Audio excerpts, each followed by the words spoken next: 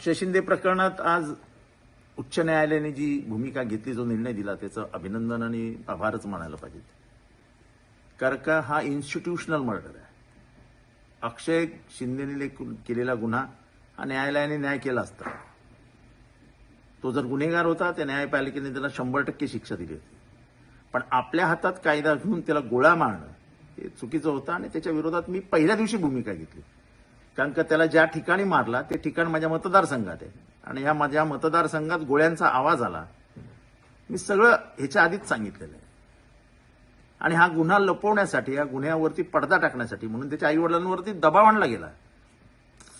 ते गरीब आईवडिलांनी न्यायालयातनं गुन्हा मागे घेण्यासाठी परवानगी मागितली.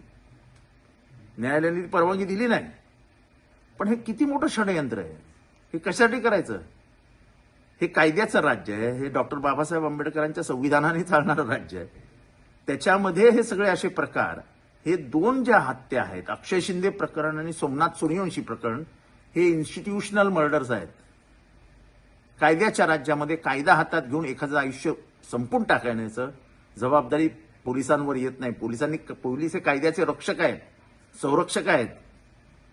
तुम्ही सरकारचे गुलाम नाही, हे पोलिसांनी कायम लक्षात ठेवावं. पोलिसांचे आदेश, सरकारचे आदेश पाळायचे तर ते कायद्याच्या कक्षेत पाळायचे. कायद्याच्या बाहेर राहून बेकायदेशीर कृत्य करणं हे असं महागात पडतं. आज या पोलिसांचं आयुष्य उद्ध्वस्त झालं.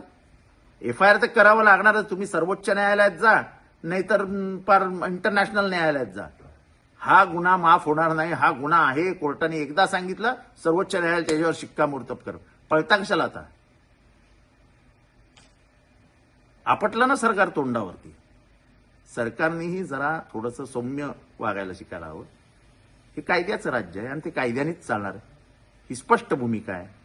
मी परत एकदा मनापासून उच्च न्यायालयाचे आभार मानतो की कमीत कमी सरकारचे कान तरी टोचले की बेकायदेशीर कृत्य ह्या देशामध्ये कोणालाही करता येणार नाही.